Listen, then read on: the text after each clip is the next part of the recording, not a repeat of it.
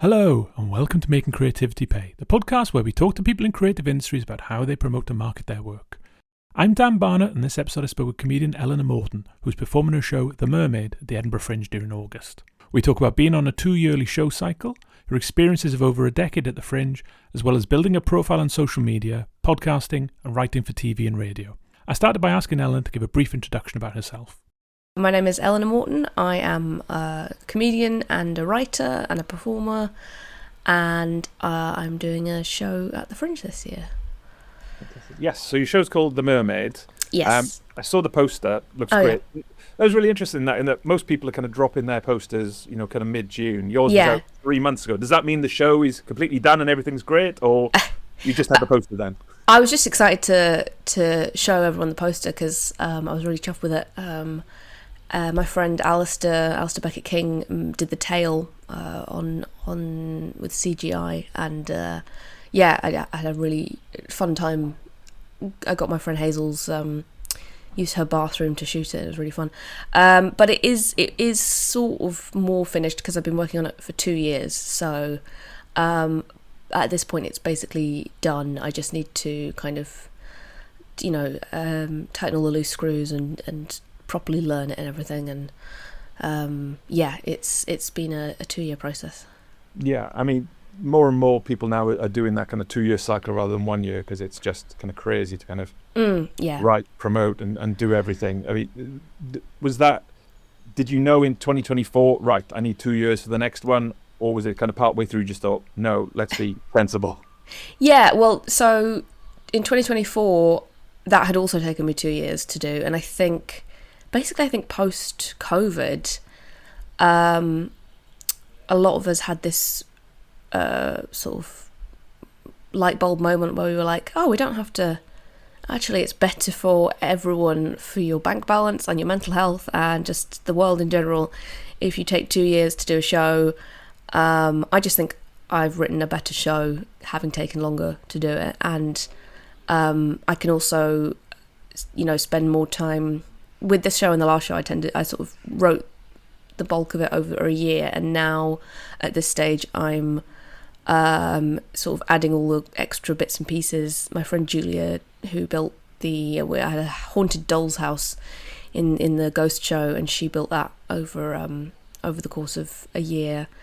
So yeah, I think I just knew when I was doing haunted house, I was like, yeah, this makes so much sense. And also, who doesn't want last year I did the Fringe a little bit because I'm in Edinburgh anyway, so I might as well, but I went on holiday halfway through and I was like, yeah this is the way to do it.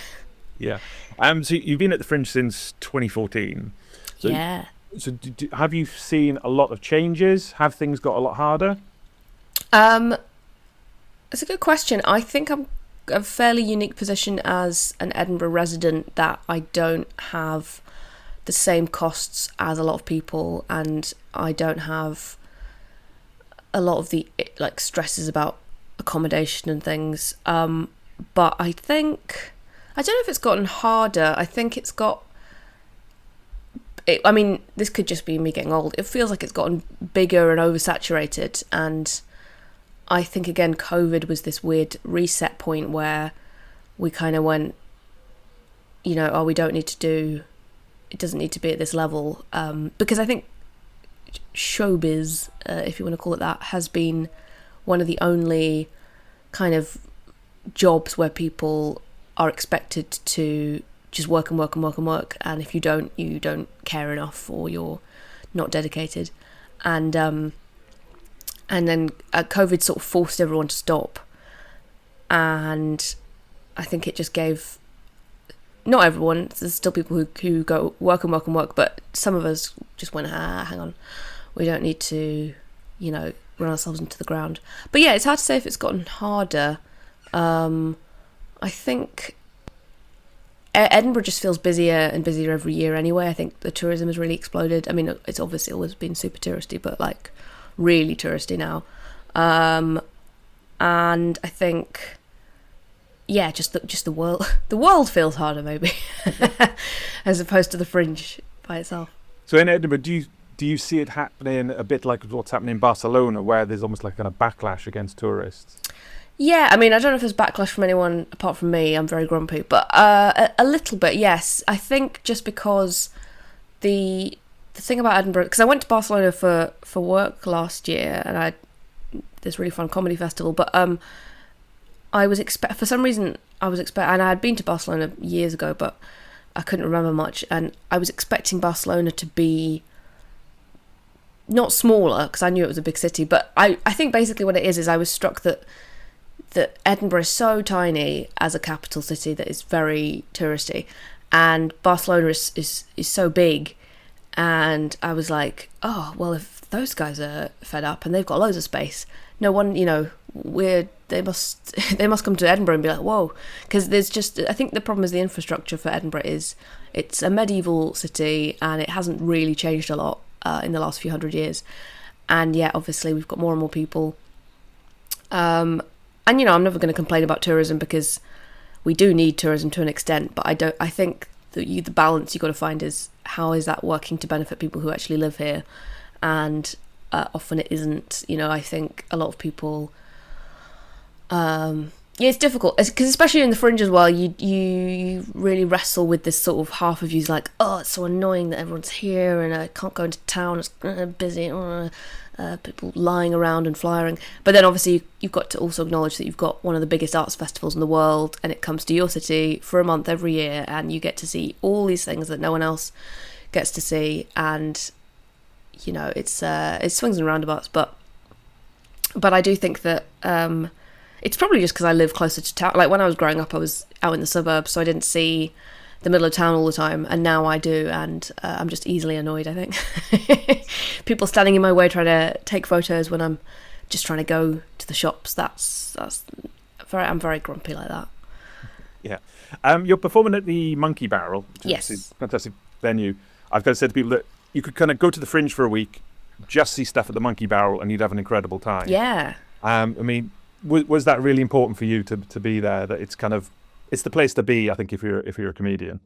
Yeah, no, I love Monkey Barrel. I work there all year anyway, and it's just a lovely place. It's such a great lineup. Every time people ask me, oh, what shall I see at the Fringe, I say anything at Monkey Barrel is a guaranteed good time. And they also support lots and lots of local Scottish acts as well, which is great. Like, I think all the best people are there, and it's obviously it's right in the middle of town as well, so you really feel like you're in the middle of stuff, and that's great. So yeah, it's kind of I guess the only downside is occasionally when we get particularly rainy Augusts, because it's mostly in the vaults in the underground city, it does tend to flood, and so sometimes you will go down into the bar and there'll be buckets everywhere, because it's just very hard not to have that happen in buildings that are like 300, 400 years old. But they do their best, and the staff are great, and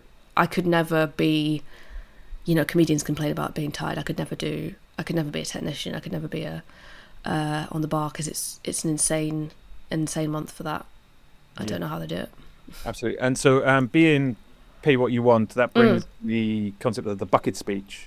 Yes. I spoke to quite a few people about that. I mean, does it fill you with dread, or are you pretty chilled about it? Yeah, no, I am very bashful about these things. It does feel icky asking for money, even though you know that that's what people expect. And this is the Monkey Barrel's the first venue I've been in where it hasn't just been ticketed, so I have had to do the speech, and you have to kind of factor it into your time as well. You have to figure out, where am I going to do this in the show? If you do it right at the very end, you kind of can lose momentum and people will start leaving. So you've got to you've probably seen shows where, you'll have the speech and then the last sort of 5 minutes of the show will happen afterwards. But yeah, it does feel, I would rather, in a dream world, I would rather just run away and not talk to anyone, because I'm quite awkward in real life with people. And luckily, a lot of the touch wood, it happens this year. A lot of the time, I get sold out in advance, so I know that the majority of people have bought a ticket, and I don't have to make them feel like they have to. Because I think the the free model is great, and I do think that as much as it can be annoying if people come to a show and put nothing in the bucket, you can't argue that that's not what was advertised. And also, like, people sometimes they can't afford to do that, and they do deserve to see stuff. And when I was younger and I didn't have any money, not that I have any now, but you know, when I was really young, I would put less money in the bucket and feel bad about it, but then it's just really important that people have that chance to see stuff, and mostly people are very generous. But yeah, no, I'd rather not do it. I'd rather, if I could hire someone to do that bit for me, I would do that. Yeah, I saw I'll talk about having filmed and on Next Up and stuff in a minute, because I saw Roscoe's show on Next great. I think it was his, not last year, the year before. Yeah. Where he kind of does it, then does a little bucket speech, and then does a song. And so it's kind of really nice flow. Yeah. To it. You know, it doesn't, you're not just asking for money, and it kind of brings the energy down. Well, exactly. This is the thing. You kind of, you know, I think it kind of makes people feel a bit icky almost, to kind of remind them of the transaction stage, and you don't want to do that. Like, obviously you want to get paid for your work, but you don't want people to. I'd rather they enjoyed the show than anything else. So yes, as I was saying, I saw that show on Next Up. Saw yours a couple of years ago as well, and they're on ITVX as well. Some shows.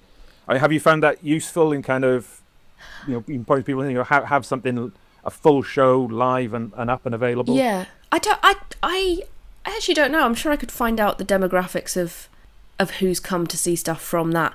I have had, because I have a Samsung TV, it will choose a specific channel to be the channel that's on, and it's always something really random when you switch the TV on. And for a while it was like the space channel, so it was just like satellite images of Earth. And now at the moment I think it's like classic British quiz shows. What's the one, is it Catchphrase? There's like a Catchphrase channel. Anyway, the point is, at one point it was ITVX's comedy channel, and so very occasionally I would switch it on and I'd be on the TV, and that was very surreal. So I suppose, if nothing else, I might catch curious people there. But I think it's definitely... There's some shows, it's funny, I am not as happy, you know, you get older and you're not as happy with, and you wish they weren't the ones that were sort of as available, but at the same time I do think it's cool, and I can't complain about being out there. But yeah, I have no idea. I mean, savvier comedians than me would do surveys and figure out exactly where everyone's coming from and how to make that work for them. Yeah. I mean, do you see yourself then refilming some of the older ones? Because I don't know if you've seen, John Luke Roberts did like kind of 10 shows across 2 days. Yeah.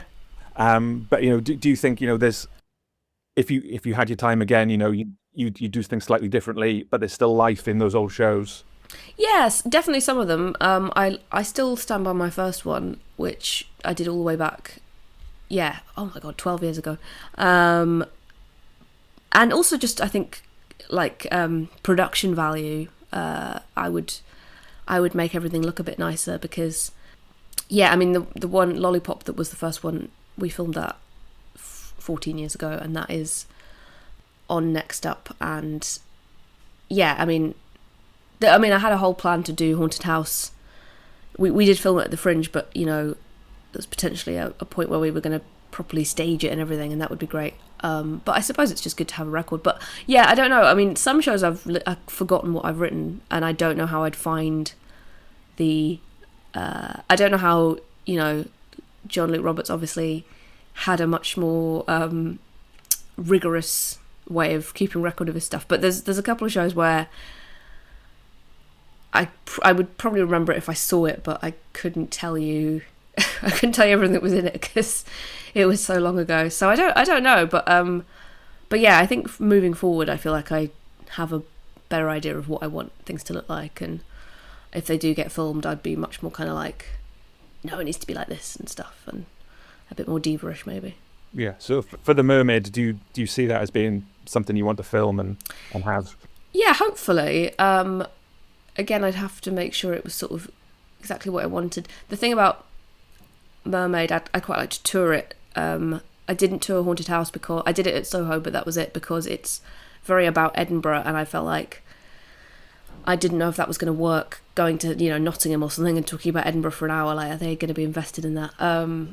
But yes, I would like to film The Mermaid, and it's just, you know, it's just one of those things. It's like time and cost, and you have to get other people in, and then you have to decide, you know, where do I put this and how do people access it? But yes, all being well, I will film it.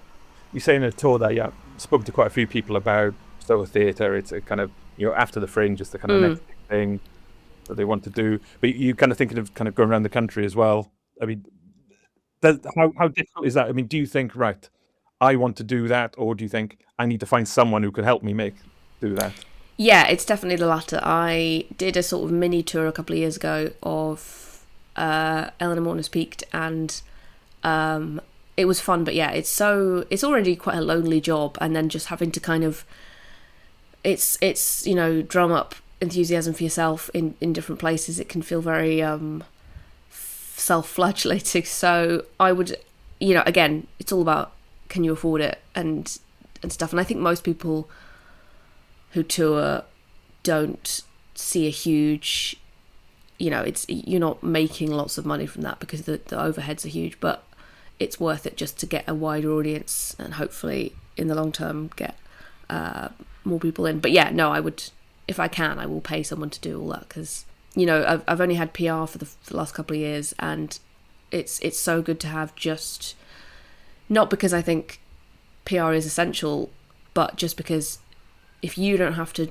send 200 emails, that is worth its own weight in gold. Like, if someone who's much better at it than you can do it, then, and if you can pay them, yeah. And in terms of PR, have you submitted, I don't quite know when it happens, but you know, the kind of Joke of the Fringe? Yeah. Do you have like a kind of set number of little bits that you've already kind of submitted, or you think, right, this will work from a PR standpoint? Yeah, I haven't submitted anything yet. It's funny, I haven't actually thought of it until recently, because, you know, they tend to like puns for that kind of thing. And I think I've got like 3 puns in the show. And even then you kind of have to reword them so they work as a sort of written down joke as opposed to a bit. So I haven't submitted anything yet, but I imagine now is the time when they start to ask for that kind of thing. It's funny, the Joke of the Fringe, kind of the way people, you know, it's basically just a bit of publicity for your show. But I don't know if you remember a few years ago, Lorna Rose Treen was sort of picked up as the Joke of the Fringe from one place, and then all the tabloids got outraged that her joke was, which was because it was, you know, it was just sort of a classic joke, but everyone got very angry and decided that she'd killed comedy, and that was very funny. I think the Daily Mail mocked up a headstone of comedy, CGI RIP comedy headstone, which was hilarious, and I imagine helped her sell tickets, so you can't complain. Yeah, I had Lorna on actually. Yeah, probably a couple of years ago now. Yeah, we talked a bit about that. I mean, it's kind of funny that it's always that kind of. I mean, we'll talk a little bit about social media later. It's kind of difficult in that you want publicity, you want people to know who you are, but you don't necessarily want everyone to know who you are. No, yeah. I mean, on social media, and we'll kind of go a bit. How have you found that? Is there some stuff that you want to go viral, you want to be popular? You know, that's the kind of point of putting it online. Yeah. But with that, it kind of brings all sorts of things once it kind of gets outside the comedy bubble. Yeah, it's difficult because I think in an ideal world, I would never have to promote myself at all. Again, I would pay someone to do it, and I would, you know, I'd be like a celebrity and get someone else to manage my social media, because I think I, like many comedians, am a sensitive soul, and it is hard, like when people will comment things and you will get this gut reaction of like, why would you say that? And to not reply to everything, and you know, you want to have a little bit of an air of mystery, I think, as a comedian, and it's very hard to do that when you've got the kind of the temptation of just saying all your opinions constantly online, which I have done and I don't like doing, but I will I will do on occasion. And in an ideal world, I would not be not that I wouldn't be on social media, but that I wouldn't have to, because it's, the downside is the upside, which is that you control everything yourself and you get to make all the decisions.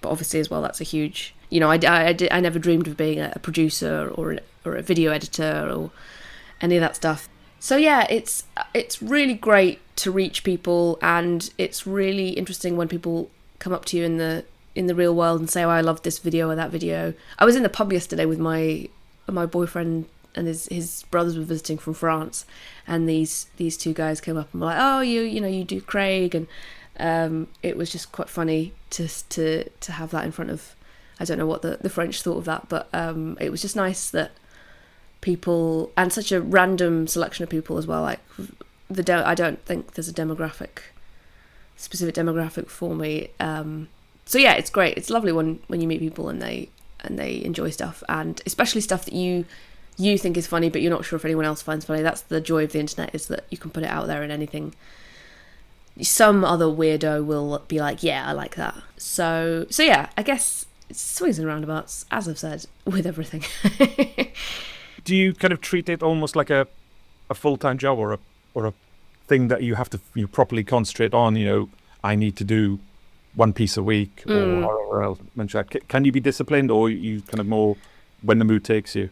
Yeah, the last couple of years I've been a bit more when the mood takes me, just because I think it is quite, as much as, doing 2 videos a week doesn't sound like work to anyone with a real job, it does take it out of you to kind of keep that level up. When it was COVID and I'd started doing videos, obviously I didn't have anything else to do, so it was quite easy to do 2 a week, and now it's sort of 1 a week if I'm lucky, but I tend to sort of take a bit more time and choose what I do a bit more carefully. But yeah, you do have to kind of treat it like, I post everything, I tend to post it at the same time every week on all the platforms, and then cross post, and you've got to do all this kind of, here's the video and sharing and things. So yeah, there is a sort of job element of it that that doesn't pay off immediately, because most of those platforms don't give you any money. You really rely on donations and people seeing you and hiring you for things. But yeah, I think I don't have the discipline to be one of the comedians who is putting something out every 2 days maybe. I think they do great, and I'm very impressed, but I think I have other stuff I'm interested in, and also just the time, you've got to, especially if you're doing a video with someone else, or it requires someone to hold the camera. Like, I've got a very small pool of people who would be willing to do that and available to do that. So yeah, I kind of treat it like a job, and then try and remind myself not to get too wound up if it's not working out that week for whatever reason, because I think that is where madness lies. Yeah. And so you had a book out last year, Life Lessons from Historical Women. Did the social media clout, for want of a better word, did that help in getting it made? Yes. When you go to people and they say, oh, you want the thing itself to be good, but it's a nice that you've got an audience, that it kind of makes things a bit easier when it comes to promotion. Yeah, no, I mean, I think I was approached, I don't know if this is peeking behind the curtain too much, I was approached by my now book agent, about doing a book. So I think the social media came first, and then people will think, oh, there's interest here, does this person want to write something? And so it wouldn't have happened at all without social media.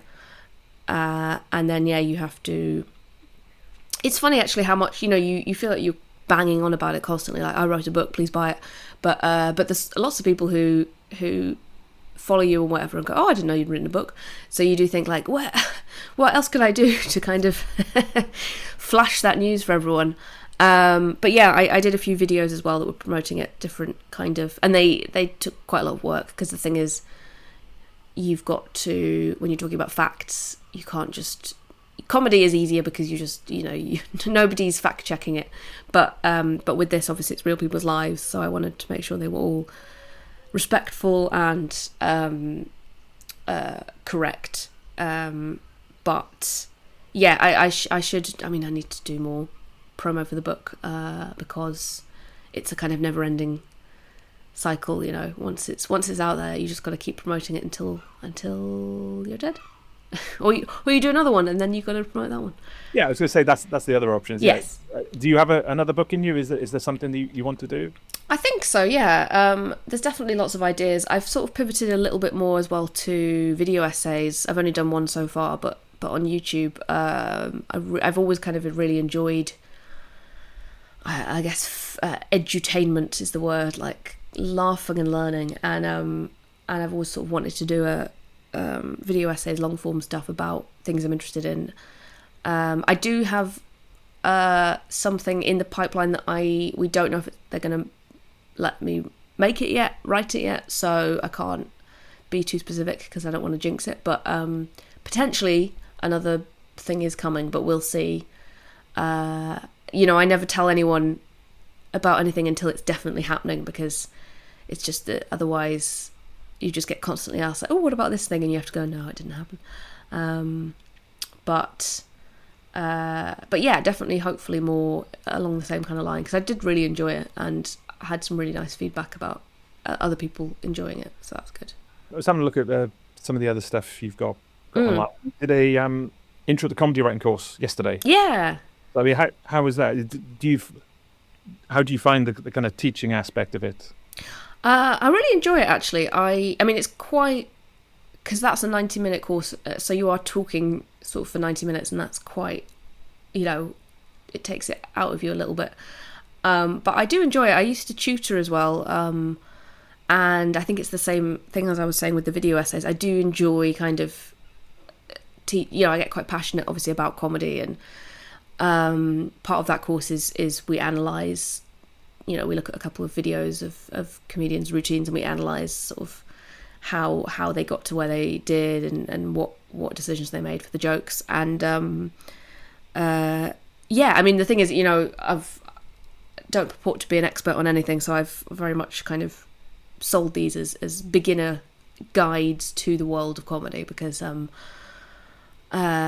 yes, I've mostly picked up things from what other people who are better than me do, and I think I'm also a comedy nerd, so I just enjoy talking about it, and it's a lot of fun. I think I try and do a different one every 2 months. I might do sitcom, maybe how to write, the history of, because I'm very interested in that as well next time. You've written some stuff for Radio 4. Yeah. Sketches, been in some TV sketches for BBC Scotland, and done other things as well. I mean, how do you find the difference between writing for radio and writing for TV and online? I think you get so much more freedom in radio, because obviously it's the budget it's endless, basically, because you can say what you want, because it's all just in your listener's imagination. So that's much easier in a way. I've just finished writing on my friend Michael Fry's sketch show for BBC Radio Ulster, and that's great. We got very, very surreal with it.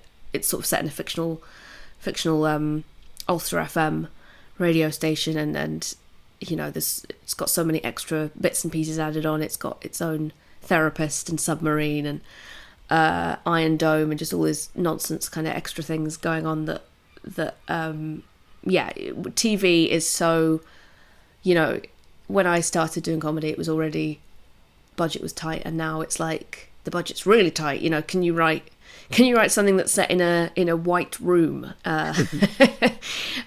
with no actors, because that would be the cheapest to make. So at the moment, it's definitely radio, just because it's, and I think you can, you get more creative license as well. Just generally, people are a bit more willing to let you experiment. But the issue with that is less people listen to radio. So once again, swings and roundabouts. And so you've got a podcast as well with yes. Alistair Becker King on children's books. Yes. I know Alistair writes children's books. Was that part of the reason why how that started as that subject, or was it something you both kind of thought, this is the perfect vehicle for? Yeah, I came to him with the idea. I think we I think we met on a car journey to a gig in Norwich once, and I was just like, this guy's on my wavelength. I think we've got the Venn diagram of our interests felt very overlapping, and I was but yeah, I wanted to do a kids book podcast for ages, classic literature, because I'm a bit obsessed with the history of children's literature, and I did a module on it at uni, and it was great. And then I think it was just a nice, I was sort of, at one point it was with a production company, and we were sort of searching for a host, and they were looking at getting a celebrity, because that's how you sell podcasts often, is having someone famous. And then Alistair, who is more famous than me, sort of came along and fitted right in. And yeah, I think I feel very, I don't know who else I would have done it with now. It seems weird to think anyone else would have worked, but I think it's really great because he's obviously interested as well in kids literature, but he is he read a lot less, because I'm more cultured than him. He's actually read a lot less of the classics, so we kind of get to come in fresh and have his take on things that he didn't know about, and that I kind of, as a precocious middle-class child, grew up thinking everyone had read Wind in the Willows, the original, and whatever. So yeah, I think we've got a really nice dynamic there, and it's just great fun. Again, because he does Lawmen, which is a very similar kind of analysing stories and folklore, and I'm enjoying it. Alice is something that's got quite a kind of improv feel. It's very time, and it is, yeah. Nice. But I mean, so that obviously fits in nicely with kind of the comedy side of things. And yeah, we've got a loose structure, and then, as you said, we just kind of go around it. I think the issue, we just did Winnie the Pooh, and I think the issue with that we realised was sometimes if you're doing a book that's just 10 short sort of episodes, it's kind of hard. Doing the plot takes longer, and I think next time we might just pick our favourite bits. But yeah, generally it is quite, I mean, it's all half of the why it works is because it's down to Alistair's editing choices, and he's the one who edits the podcast, so he's the one who makes it sound good and cuts out much of my ramblings and things and gets it to a place where it makes sense. Kind of related to children's literature, so that you used to work at the Beano. I mean, that kind of feels like, kind of sweet shop taste. Yeah. Those kind of things, is that a real job? You can work at the Beano?